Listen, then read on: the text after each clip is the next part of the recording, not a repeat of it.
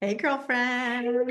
Friend. Have you seen these memes about, I'm going to be blunt, ladies, I'm just going to say it, where you don't fuck with Gen X? Ooh, yes. You've The seen don't this? F with Gen X. I mean, I think you've seen more, but I'm actually a part of a couple of Gen X groups that have me in hysterics over stuff. So, yes, lead us into a couple. What are they talking about here?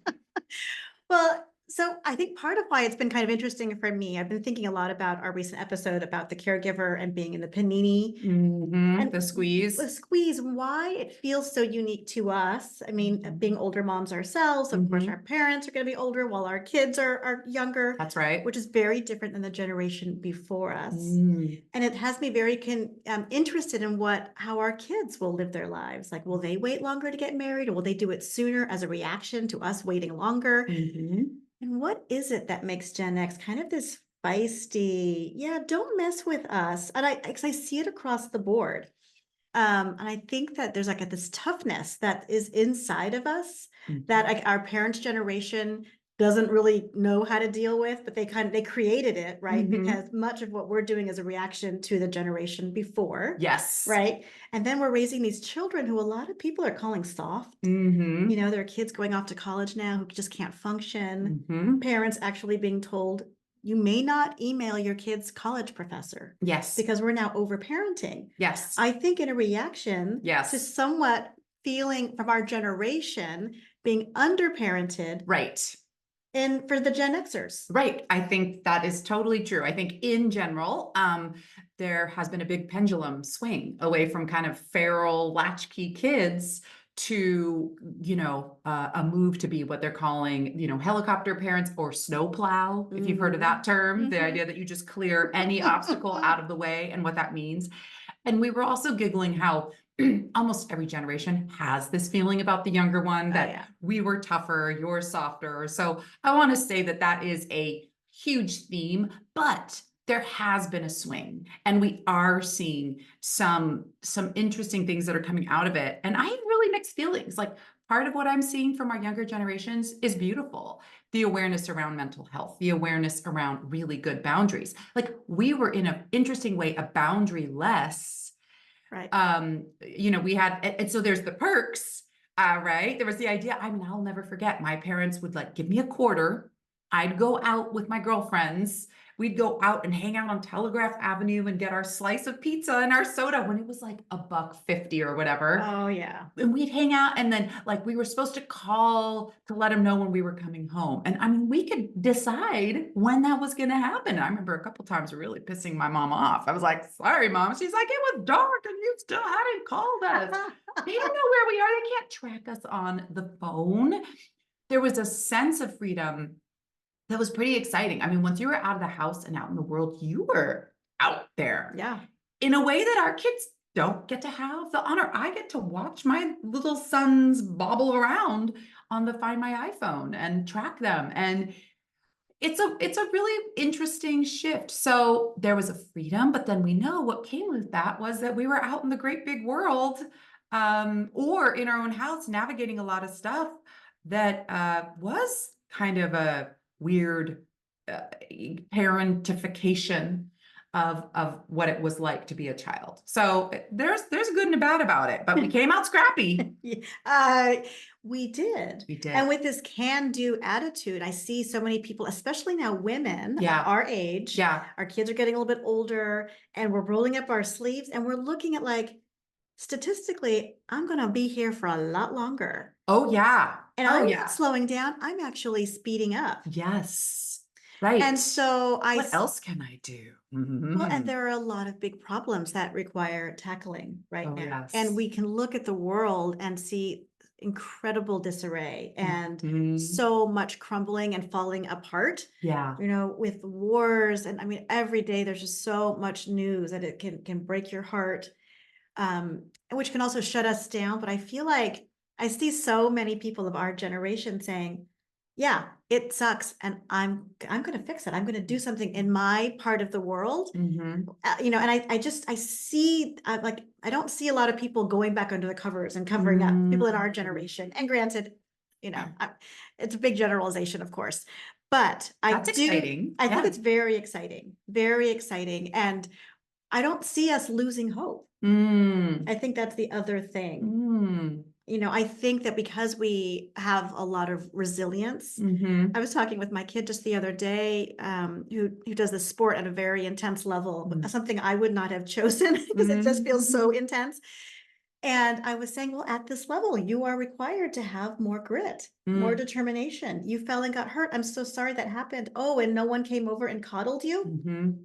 Yeah. Yeah, Yeah. I mean, yeah, no one even had to explain that to me right. because I was there without adults having to pick myself up, Yeah, you know, and yeah. maybe hobble myself home Oh, yeah. alone. Well, there's this game that I played at my elementary school called War Ball, and apparently you weren't playing that game, but it was like you would line up these big rubber balls. There were two teams, and then you would just pelt each other, and you would throw the balls at each other, and you'd get out. And the balls oftentimes were hitting your face. It was like stinging your face. This was a game that we played on rainy days in our gymnasium. Let's entertain the Sometimes it children. was the PE, and yeah, I don't know how many of you are traumatized from war ball or whatever it is you called it, but right, there really is a shift away from that. And in some ways, I think it's great. Like, a few things I think that are so great are like, again, the awareness around mental health, the awareness around consent, the awareness even around like your body autonomy. I mean, we didn't Oh, have yeah. any of that. There were boys going around snapping bras all the time. Like, there were kind of no consequences for a lot of that stuff. So it was a little bit of a scary time in that regard. And Yes. I think our generations before us didn't have any guardrails at all. So there was we just didn't have the language for that. And now I appreciate it. Like, one of my performers in one of her plays had a like intimate scene where they're supposed to embrace. They have intimacy coaches now. They have intimacy coaches who show up on stages, Oh. on sets to walk through these things. But then Mm. I was reading Kate Winslet, the wonderful actor, who said that she wishes she had had that Mm. because her growing up when she was doing the Titanic and letting it all hang out, she's like, I wish I had an intimacy coach. Oh, So you yeah. see how the hard part of that, I think we all have like a little bit of a wound from, right? Yes. On the other hand, there's your word you use, that idea of like the kind of like being coddled or someone coming over and checking in on you, or the way people joke about like everyone gets a prize now. I think it has swung to the other extreme. And I think a lot of us try to kind of find that balance in the middle. I know my husband and I really do allow our kids to ride the bikes, take public transit. Like, we're trying to do things, but we're not the norm. A Mm. lot of people aren't letting their kids do that. I know every kid was riding a bike when we were growing up, Absolutely. all over. Oh, yeah. You don't see it as much. So it's taken almost a concerted effort to go against the tide. And I think there's a lot to be fearful about these days. But I do think that we are now trying to find, I'm talking about with our own children, that kind of happy medium where we love the progress that they've made, the awareness that they have, but there's also like the kind of idea of like, and then there's the collective. There's the kind of like, we're on a team. And what does that take to kind of like push through a little bit of discomfort, right? Mm. Or, oh, I feel sick and I don't want to go to this commitment. It's like, there's a greater good here. And so it's like, where do we draw the line of like, you know what? Sometimes you gotta just, you don't feel 100%, and that's okay. And then when is it like, you really don't feel good and you really should take a mental health day? Right. And I don't know what that line is. I think we're all navigating it right now. And I think also I'd never want to be that older woman that has that resentment of like, well, how dare you draw a boundary? We didn't get to. Oh, right. Well, I think we see some of this with our recovering good girl stuff of like, how dare you step up to me, Missy? I didn't get to make such boundaries, but you're going to do it to me. I do think there's something about that. And I think there is some resentment. So we do have to watch ourselves. We have to watch ourselves, y'all, as Yeah. we age. Like if someone's saying something and it's legitimate and it's poking on something, like, just take a moment maybe to think, Okay. Yeah. Okay. This is new. And is there something generational there Yeah. too? Yeah. Because this is where our girlfriends are so important Yes. because we can bounce these things off of each other. Yes, we Right. can. So you and I grew up in the same generation, Yes. right? And so we know that generationally, the next generation is often going to push against the one before them to find their way. Yeah. And that's as it should be. And so you were talking about, the freedom of giving your kids, but looking around your friend group and they're, maybe they're not doing it as the No. same level of you. No. And I do see a real fear Yeah. in the parents of Gen X, like a collective fear. And I think a lot of it was, I was where and what happened? Right. And no one knew. Like, I think about some of the situations that I got myself into because I just had all this freedom. Right. And it was great because boy, I learned how to take good care of myself. I learned how to listen to my intuition, but I was caught up in some scary shit. Right. More than once. Right. And so I think that there's so many experiences that the mothers of our generation have. And so there's been this overcorrection. Yes, it has. And so now we're all like, I'm going to hold on to you and I'm going to keep you safe. But then it prevents the children from learning how to keep themselves safe. That's right. Right. That's right. And that's tricky. That's tricky because this is all happening in real time, and we don't want to make big mistakes. Of course, we already have, and we will continue to make them to our future, our children in the future. Like we're doing our best, and we're trying to be awake at the wheel as we're doing it in real time. And so I'm very curious what they would say on a podcast about the way they were raised. Absolutely. I know I tried to get a little information out of my 14-year-old. It wasn't very successful. Would you try to get in the morning and he was tired? Just like, what do you think about like my generation versus yours? I mean, I think in conversations more casually, we crack them up when they tell them that, there were no phones that you could bring with you wherever you went, and that there was oftentimes one phone line, right? So if someone was on it, that was it. Yeah. And then do you remember when call waiting came in? And that was a big deal where like you could have more than one person. But the idea that you were calling a house, that you had to respectfully ask if someone was available, and often they'd be like, no, they're not available to come to the phone right now. Right. So that's really fascinating. They thought that was hilarious. We're like, you would get this like beep, beep tone. They're like, what? They have never experienced the busy tone, y'all. I was trying to explain pagers. When I was in high school, we got pagers and we would page each other with little messages, Yes, you could make the letters. 911. Yes. Call me right away. I got some shit to tell you. Or like, where are you at? I need to talk to you. So it was so interesting, these different ways of communicating. And now, I don't know about you with your kids, but what I'm seeing in my kids' generation ain't got no phone skills between any of them. The communication skills are so bad. My oldest doesn't have a device yet, which is very fair enough. Yeah. At his school. Poor guy. I'm like, oh boy, that's a whole thing. But when he does text on my phone to his buddies, like the lack of communication, the communication that does come back, I've been horrified. My Gen X self is like, oh, come on, people. We could do better than this. But then I'm talking to other parents. Apparently, no. It's a whole Apparently, new no, language. they cannot. Yeah. They think punctuation is too formal in Yes. texting now. In fact, some people even say it's rude. Like the tone of punctuation can mean that you're mad at someone.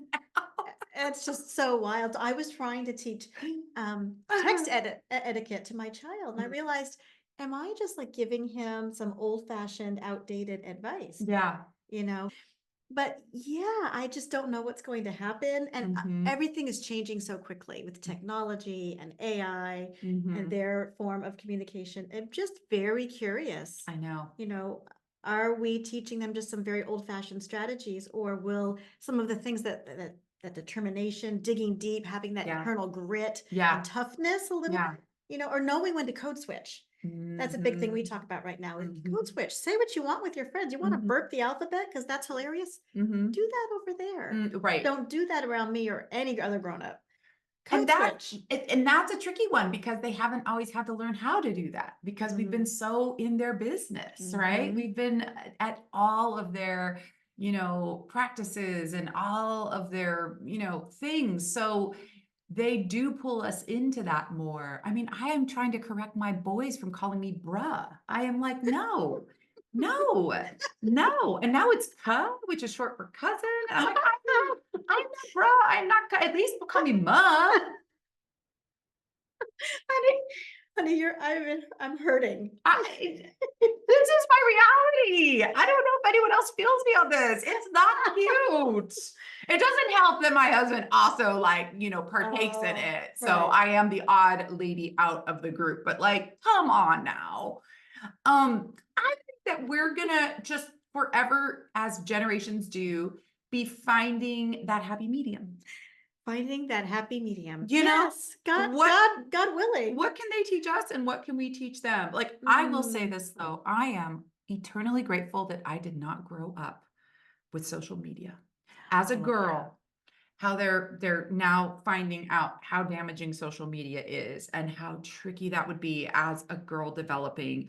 I'm so grateful. And it's a real concern. And so I think social media kind of had the Wild West days. Now we're all seeing what the ramifications and implications are. And now going forward, we need to help our girls like with how to handle that. And I will say a lot of my students aren't on public social media at all. They might follow, but they're very, very I'm careful so to glad to post. hear about A that. lot of girls have a lot of awareness around that.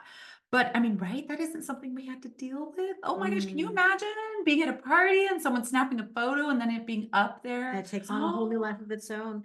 So social media has not come into my children's lives yet. And Mhm. oh my gosh, knock on wood, we're able to manage and traverse that gently. Yeah. And because it concerns me greatly. And we know what a problem it is. Yeah. And the companies have not made any changes. No, they haven't. Now they'll talk about it. Somebody will do a half-assed apology. Sorry, it's caused some pain.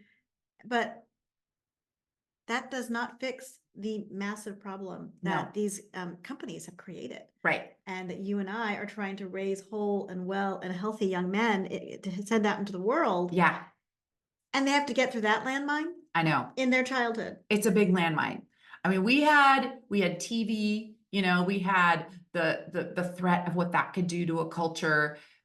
We had the kind of like ominous, ever-present Cold War still going on. We certainly had things. We had, some tricky politics going on. I remember like the kind of bust from like the hippie days, like especially in Berkeley when all the hippies turned into yuppies. There was some real hypocrisy going on there. Like, what were these like values in the 70s that then just felt like they fell out of fashion in the 80s. So I feel like we definitely had our complexities. And I do remember like our parents not understanding a lot of our cultural things like TV. I remember hip hop was like a really hard thing for people to, understand. But I think social media is like a new level. And what I find so tricky is that they're more fluent in it, but I know that I'm the one that needs to somehow try to somewhat manage, the guardrails for it. So it's really interesting to have them ahead of me and in me just trying to like still figure it out. And I have the kids of the age now, so where it's less about me actually blocking things because they're going to figure it out. It's more about me talking about what do you do when you see something online? So in an interesting way, when we were out in the big wild world, I hear so many parents talk about how their kids don't go out as much. Their kids barely go to parties like sleepovers are like not quite a thing of the past, but drastically reduced. Drastically reduced. Hardly anyone does it. It's like an oddity now. We host them. We seem to be the house that has them, and that's really cool. But like, yeah, so much of the social world has moved online. Which is both exciting for them and fun. And like sometimes I'll hear my younger son playing a video game in a group chat and they are cracking me up and they are having so much fun. But that real time, that real hanging out time that we used to do, just like, let's go to the mall, let's go walk for me on Telegraph and just like look at earrings and goofy people and laugh. Those times have really changed. They really have. Back to what you were saying, though, about how we now, especially as girlfriends of a certain age, Gen Xers, are coming into a time where we get to do a lot of cool stuff. Like we can mentor. We can become more active and activists in whatever sphere we feel called into. And I agree with you. We are not going to be the ladies that just fade away. I think we Totally. are going to get really involved in things. And also there's things that are so important. Like it's kind of like we're gonna sink or swim as a Mhm. world right now. So I do feel called. And I don't know about you, but when I think about, oh, when I can have some more free time, I want to do this and this and this, Mhm. right? And that's really exciting. And I do hear that from a lot of girlfriends, and I find that really cool. And that latchkey gritty kid that had to kind of like figure stuff out for herself, what are we going to be able to bring to the table? I'm very excited to see Mm. that. I'm Yeah. very excited to see that. Yeah. Well, what that sparks for me is also healing. I think that there's so many of us in Gen X who, and maybe we have wokeness to thank for this. I think a lot of wokeness has also gone too far, but that's Mm, what happens. The pendulum swings from one extreme that's to the right. other, and then we find some natural place in the center, right? There was a time when my ancestors were just called the N word Mm, for walking outside the door of their home, yeah. you know, Yeah. and that got changed, Yes, it did. right? Yes, it did. Grabbing a flight attendant's, you know what, as she walks down the aisle. Mhm, That changed. So mhm. we are capable of change. And I Absolutely. think a big part of it too is this integration. And maybe that's Mhm, why this conversation is so interesting to me about mhm, who we are as Gen X and why are we, I think we are feared somewhat as a mm, generation. We're mm. kind of scary and unpredictable because I think a lot of us too are waking up, not only to how we were raised and what ether were we swimming through? Like what were the thoughts Yeah. and the beliefs of the culture that we were in coming up? Right. Right. And then there's this wokeness of like, what are the feelings? How did Mhm. that make you feel when your bra got snapped? Yeah. How did you feel when that professor said, well, maybe if you join me for dinner, I'd consider that. Mhm. All the creepy, sleazy bullshit we dealt with Oh my God. as young women coming up in this very unawake, unaware Yes. culture. Yes. Men will be men, boys will Yes. be boys. Oh my God, that it was put on girls to say no. I mean, they've really shifted this now that there's got to be consent. Exactly. And that the girls or people, I shouldn't say just girls, but that people need to say yes. Like, what a beautiful amount of progress. Yeah. But yes. Yeah. I just feel like I am healing in such a massive way. Yes. It's actually surprising to me how quickly I feel like the frayed edges of myself are like getting Mm, nicely smoothed out. mm. And I do have the energy of like, yeah, how was I raised? What was the culture? What is this generation before me, the generation I'm in, the generation I'm helping to raise? That's right. Because obviously it's not just my two kids or all these other children in my life and through friends and school and all these things. It's like, Right. what are we contributing to? And I can feel my own focus for my own healing. I'm like, Mhm. okay, I want to be awake and aware at the wheel of my life. And so what does that look like? Yeah. And so I think a big part of it is understanding. And it makes me curious what we're sparking awake in our girlfriends Yeah. too, because it's such a big conversation. And as always, the conversation isn't complete until you join us and give us your perspective, because that's how much you matter and Mhm. certainly matter to us. Yes. But so something that I was thinking about a lot lately was how, because we are of a pre-internet age, Yes. we know what life was like before cell phones, for the interwebs and all this business. Mhm.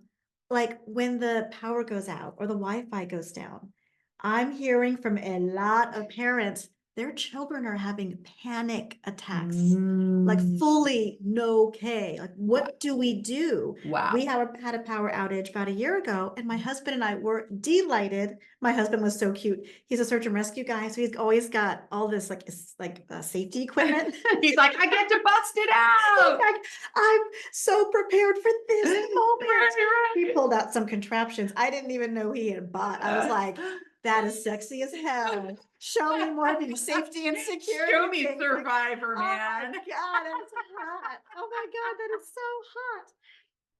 It used to just be like, it turned me on that he had this like amazing first aid kit. And Yeah. now that he's like all decked out for like real, like he can actually haul your ass out from the backcountry. And like Wow. do chest compressions. I'm like, oh my God. Maybe that's another episode. Okay, we know where Jets will Shay going. Love it. But he pulled out all of his gear and I was like, this is amazing. This Mm. light's actually brighter than the lights we use in the living room in the evenings. Mhm. But my kids were like, this is weird. I'm like, well, we have board games. Let's play. Let's Yeah, play yeah. this. Let's play that. And they didn't really want to play. They couldn't get in the mood. My husband and I were playing, we Mhm. were like Mhm. trying to just keep it going. And they were like, Mhm. weirding. I talked to so many parents, Yeah. kids having panic attacks, kids Wow. climbing the Oh walls. my Oh God. no, I didn't download anything. Like Oh, the messages interesting. they got was make sure you download your videos and your audiobooks. So the next time that happens, you have something to do. It's like, Wow. oh, I I think that's the wrong message. that is wild. I will say that one thing that I'm really glad we do a lot is we go camping. Mm. And the kids have actually discovered throughout the years that it's actually a huge relief to not be able to plug in. Ah, And I do think that if you can get your kids in an environment where the phones don't work enough, that they just wind up getting a little more used to it, like they can see like the cool part about it, right? Because then you're in the present. And also that goes for everyone, right? It's like, right. oh, I can't check my phone 5 million times a day and see what's going on. And you realize you're like, oh my God. And what's amazing is when you're away, you're like, oh, I don't miss that at all. Right. So that is one kind of anecdote that, or one, thing that might work to help that. But yeah, I mean, our kids are plugged in, dialed in on levels that we don't even understand. So I I think get you it. are I correct. I get why that panic would be full felt for Yeah. sure. There's another interesting thing about their world now that I find really different than ours is we still had a lot of monoculture. Yes. And I think we were the last generation that really did. And I think the internet busted that open, and for better or for worse, right? Because we Can you know. define for the So go yeah, for so the what I think of monoculture? monoculture is like, there were a limited amount of radio stations where you could get your music. There were a limited amount of TV stations. If you wanted to watch a show, you had to wait until 9 p.m. on Sunday night when the X-Files were there, or when the Cosby Show was, or whatever it was that you wanted to watch.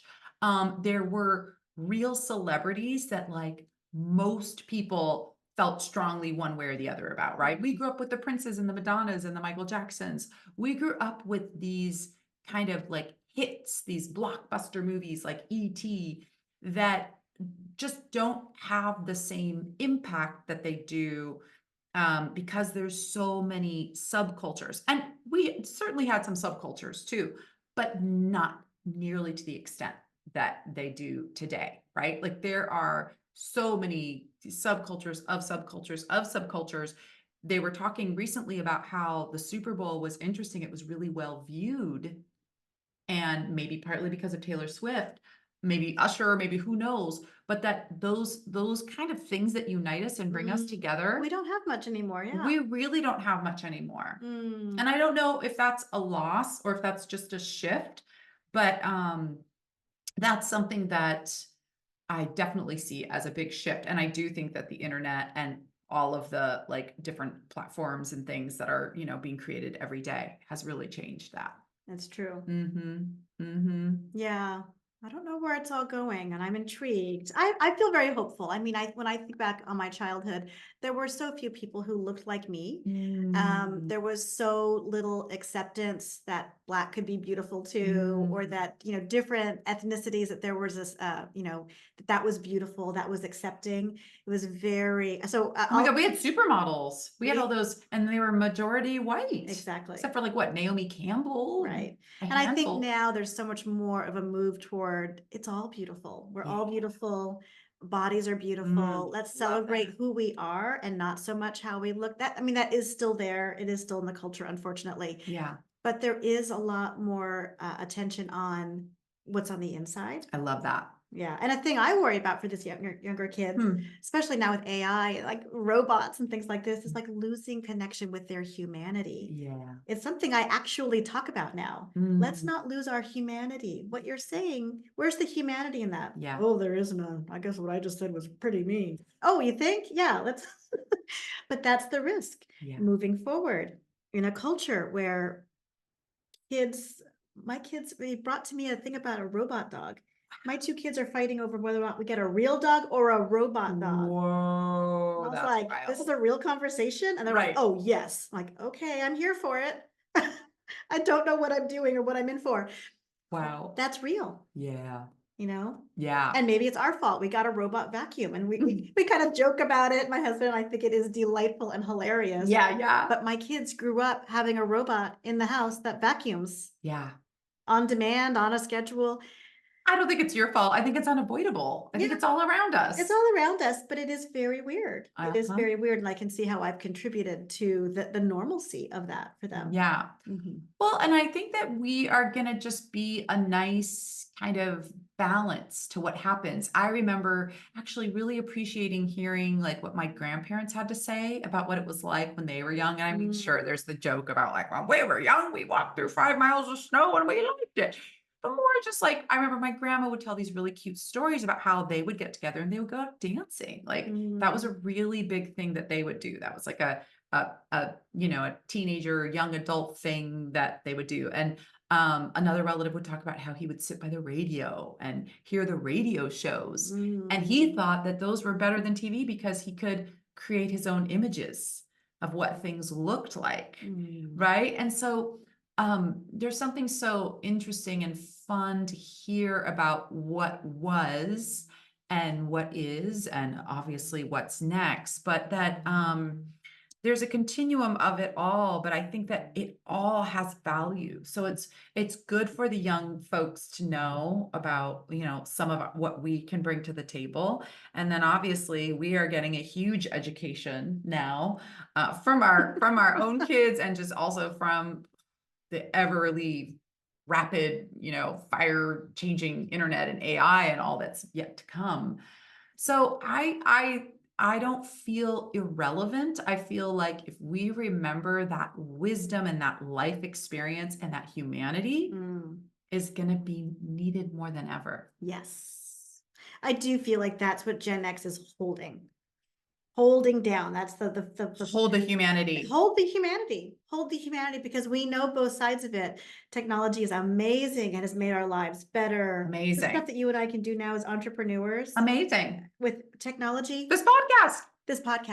Right? Podcast. And the way that the rules are disappearing. That's the other thing I think that Gen X is really good at. We're good at like erasing the rules that we're like, that's bullshit rule. Oh, we were great at challenging rules. And now we must have driven all of our teachers crazy, right? Now the democratization of content creation. We used to have to ask permission to write a book, start a podcast, do a blog. Oh my gosh. You needed to jump through so many hoops and have very specialized training, or pay somebody $100,000 just to get you started. And now we can write a book on a weekend and publish it.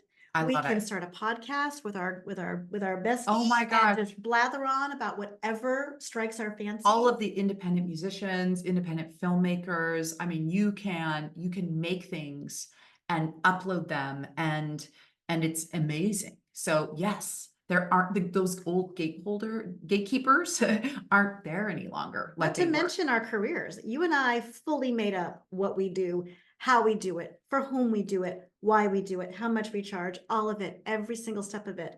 I like this, I'm going to do it. I don't like that, so I'm not going to do that. That's right. And you and I really, truly benefited from that, man. We sure did. That's a really good point. We didn't have like a clear-cut blueprint, but we kind of like figured it out as we went along. We made our own rules. We made our own rules. We made rules that work for us and our boundaries and our lifestyle.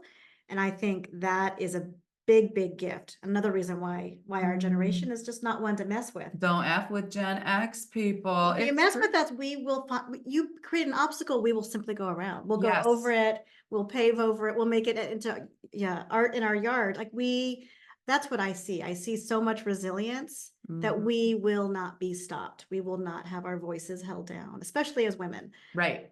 I know, it's true. It's like once in a while, I want my kids to get into a little more trouble. Don't quote me on this, but I don't think kids are getting into as much trouble. Now, mind you, sure, there's stuff that happens, but like, I feel like our generation really tested the limits a lot. Why would you want to see them get into more trouble? Finish that thought. Get into good trouble. Oh, yeah. Right? Like push the boundaries, challenge some of the status quo and the rules. I think we did sort of have the wind at our back. I think there were enough of us doing it that Mm. that was a pretty common thing to see. And again, this sounds like very like general, so I don't want to generalize too much, but I think that our younger generations are not challenging the status quo because they're like, I'm just going to go make my own thing. Mm. Right. But there also is something like, it would be great if we could move the needle a little bit about some of the rules. So that, I think, is an interesting question. You've got a lot of people right now, like I think about our government and politics, who, our younger generation is not that involved, and that is concerning. Yeah, they do seem to So be checking out. right. So how to have them challenge the status quo and recognize, wait, this is as much your country and your right as it is anyone else's. And I don't know if some of that comes with age, because I also I felt strongly about certain things, but I didn't feel like I saw myself in politics Mm. as much. I think that's changing. I think it's slow, but I guess I just want to see our young folks feel like they have a place and their voice really matters. And I don't know if they believe that. Mm. Also, when you and I were coming of age around politics, things were a lot more stable. It didn't seem like things changed all that much depending on who the president was, where now our kids are growing up in a time where they're like, what just Yeah. happened? I heard this thing in the news. That's not real, right? Oh no, that's real. That Yeah. really just happened That's a yesterday. really good point. Yeah. Yeah. I wonder too, if they'll be so frightened by it, of like, it's too overwhelming Yeah. and this shit is real. I wonder, some will engage intensely and others might just melt away because Yeah. it's also a dying structure. It's another thing in Mhm. society that is crumbling. I think we Mhm. see it everywhere, and I keep saying it. Mm. Life is changing, and it's Oh, it changing at a is. rapid pace, and there are Yes. those who are accepting it and getting in front of it and welcoming it. And I try to be there. Welcome, Yes. welcome, new wild world. I want to Yes. get on top of the surfboard and ride the wave. And I think most people, though, the waves are crashing on top of them. Mhm. And unfortunately, so I really want to encourage all of us to do what we can to find that inner fortitude to get up on the surfboard so we can have a little more Mhm. choice. Well, you bring up a really interesting thing too about the idea of nostalgia, the good old days, make America great again. These whole ideas that life was simpler, life was better. Mm. That's not accurate, but I think that our memory of things likes to paint a rosy picture in a lot of instances, and uncertainty and the unknown is scary. So it's very easy to go back and be nostalgic and romanticize what was. And so I think that it's fun for us, even in this conversation, that I feel like we're having a real honest conversation about being Gen X. I follow a couple of Gen X groups online, and it's funny. Like, they bring up some hilarious stuff, like the stuff we played with and the goofy, unsafe playground structures that were made out of bars and cement. Or the crazy car seats. Oh, if you even had a car seat. If you had a car These seat. metal and wood contraptions with the foam bar. Oh my word. I fell out of a car. Yes. I fell out of a moving car. I don't even know what age I was. my I was like, Mom, why wasn't I in a car seat? Oh my God. And like, I don't even know if there was a car seat. Like, No. Seatbelts were seatbelts. Why wasn't I becoming in a a thing. seatbelt? Oh, I know.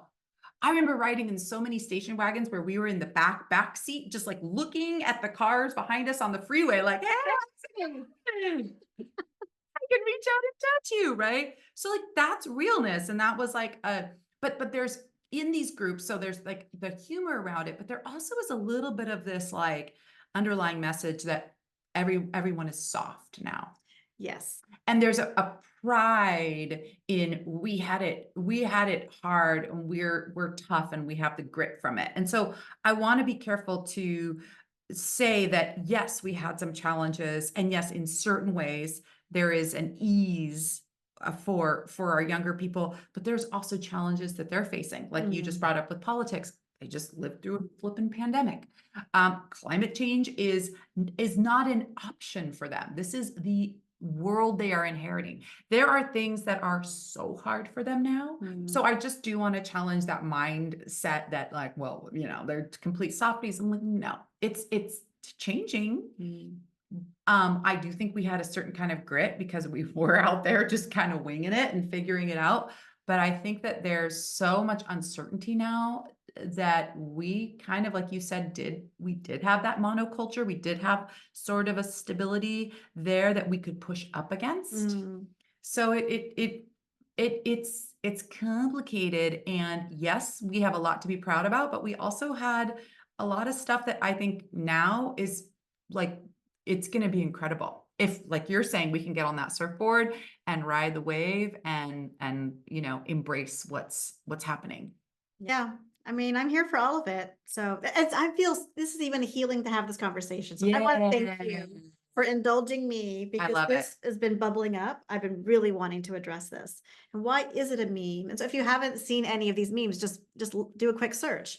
There's like don't mess with Gen X, and you'll see some interesting characters, but there's this real line of truth through all of it. I also am expecting some anger and frustration from our children's generation. Oh yeah. At us and our parents' generations. Right? Yes. For some really damaging, I think, thought patterns, but also a head in the sand around climate change, the state of the economy, the fact that there's so many families now literally struggling to buy groceries. There's just so many basics. Everything feels so out of touch. I don't know what I would think of life right now if I were like 15, 16, 17, thinking about bursting into the like living on my own potentially. And look at like, what the hell did you people do? I know. This happened on our watch. Our watch. It did. It did. Well, a lot we have to explain. What did you do when George Floyd was murdered? What did you do when the Supreme Court made some changes that are going to impact the lives of our children and their friends for generations to come if things aren't corrected? We have a lot of explaining to do. Ooh.